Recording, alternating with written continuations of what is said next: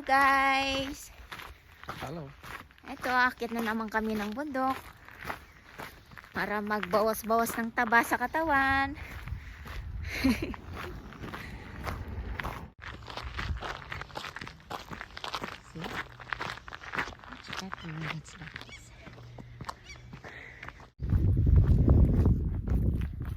A few minutes later. 20 degrees ngayon sa labas, kaya nag-decide kami ni Habi na umupo na lang muna sa veranda at uminom ng kape. Diba? Papayat daw. Susukurin pala.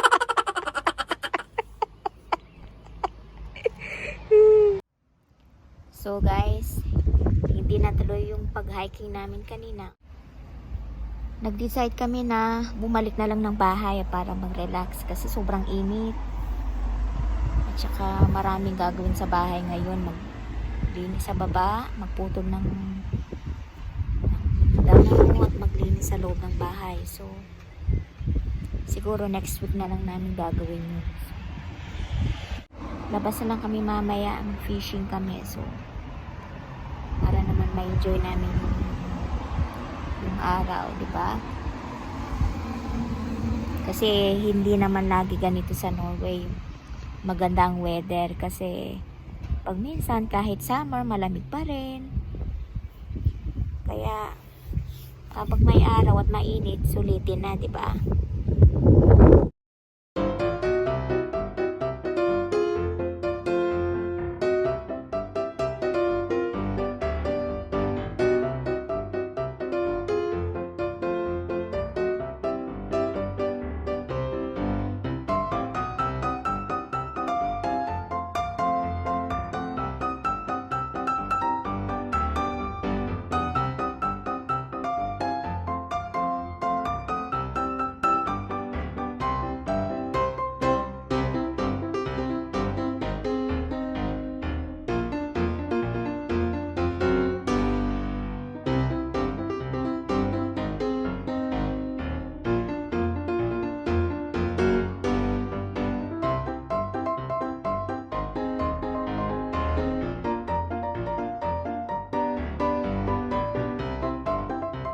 So, ayun guys, tapos na ako sa aking trabaho.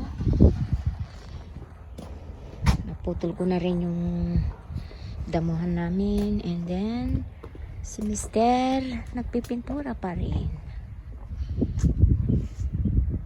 Should careful, hon. So guys, tapos na yung trabaho ko sa baba. Ngayon naman, maglilinis tayo ng bahay. Kasi 1 week na yata akong di naglilinis. Kailangan ng linisin kahit isang beses lang sa isang linggo. So, para hindi naman nakakahiya pag may dumating na bisita, malinis yung bahay, di ba?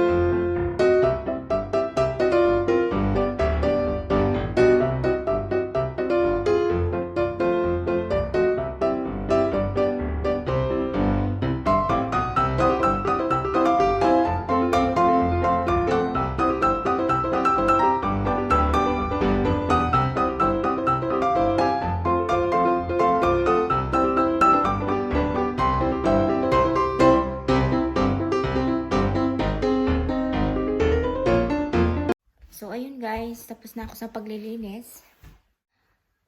Kailangan na namin sunduin si Christian at maghapunan. And then, mamaya may lakad kami. Mag-fishing kami ulit. Kasi maganda yung weather ngayon. So, good timing na lumabas. Diba? Ayan, malinis na yung bahay.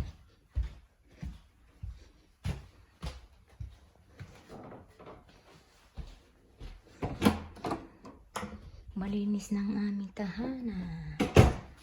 Nilinis ko na rin yung sa baba. So, ayan. At least okay na. Diba? Ang ganda ng weather ngayon. Sobrang init.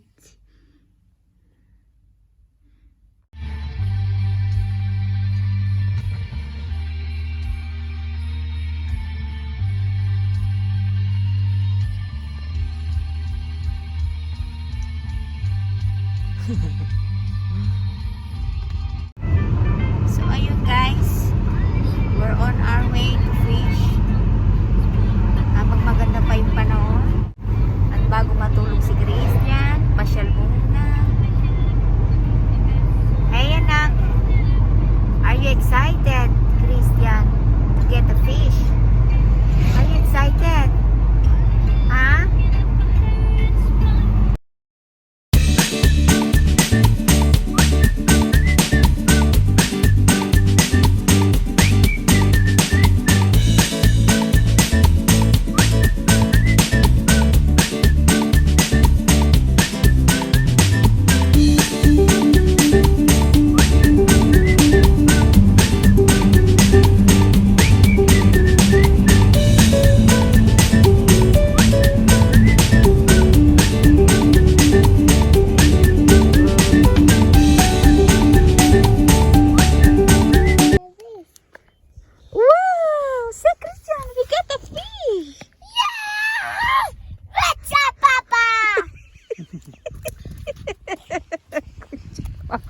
Good job, Papa.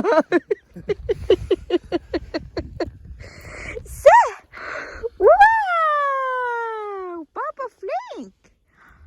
Oh, say brayo ba, Papa? Bravo, Papa.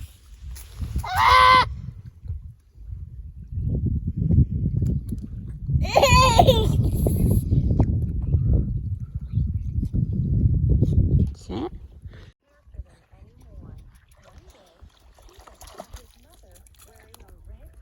Baby fish again. Chicken daddy.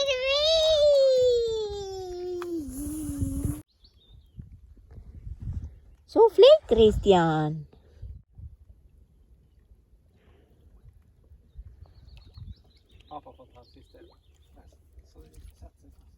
Nej, det är ingen fisk. Det är ingen fisk, anak. So guys, pauwi na kami. Marami kami nakuha ng isda pero maliliit lang. So pinakawalan na lang namin. So mag-try na lang kami ulit next time. Tsaka oras na rin. Kailangan na ni Christian na tulog. So,